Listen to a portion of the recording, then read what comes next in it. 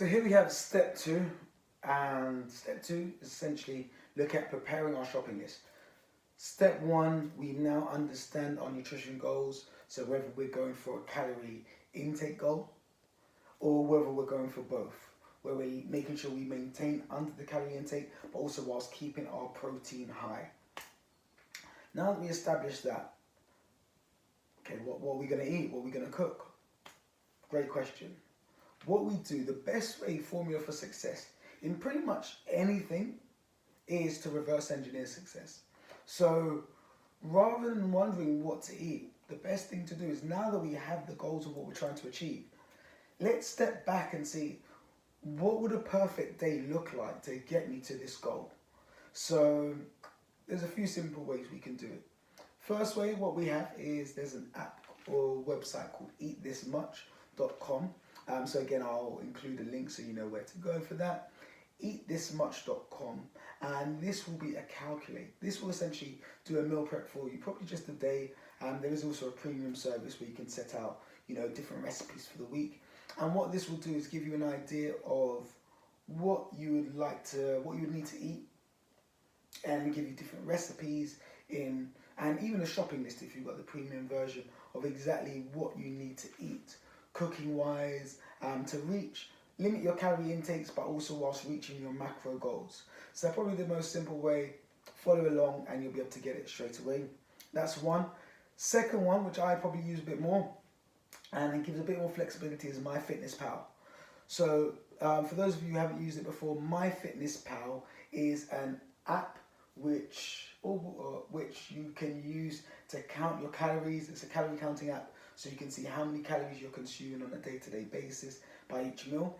What we're going to do by preparing our menu is we want to essentially put out your foods of what you would need to eat in a day. So if let's say you're eating a general day, I'd recommend 3 meals, breakfast, lunch, dinner, with 2 to 3 snacks. So we're having 5 to 6 meals. You can have them in just the 3, but I'll tell you, it'll probably be difficult to reach your nutrition goals by eating them in 3 meals, unless you're just starting and you're just going for calorie intake. That's fine, but if you are going for protein goals, you'll probably need to have 2 snacks on top, and that includes things like protein shakes or smoothies as well, which are included as those snacks. So what you would do is you would essentially plan out, you'd use the app MyFitnessPal and work out, put in what your perfect day would look like. So I'd have, oats with some peanut butter for breakfast. As a snack, I might have, an omelette. I might have a spinach omelette. For lunch now, I want to have some grilled chicken with broccoli and quinoa or rice. Again, you would also put in the volume of it, so 100 grams, 200 grams.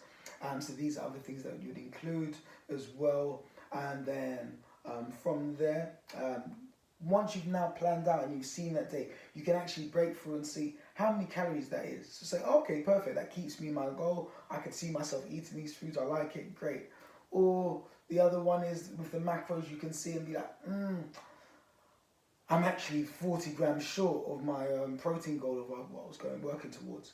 So this is what you would then use to then recalculate. You would then sort of work out what you would need to eat to reach those goals. Because if you struggle to reach it on the app, I'll tell you, you're going to definitely struggle to make it happen in real life. If you can't imagine it here and put it on paper, to make it happen in real life is so much more challenging. So we imagine success, and then we create the success that we've imagined. So that's what I'd recommend for you. Easy one, Eat This Much. If you just want to just follow along, put the numbers in, work out what you need to eat, and they'll do all the work for you. They'll tell you what you need to have for breakfast, lunch, and dinner. You can mix up the different meals, and then it gives you an idea of different recipes as well.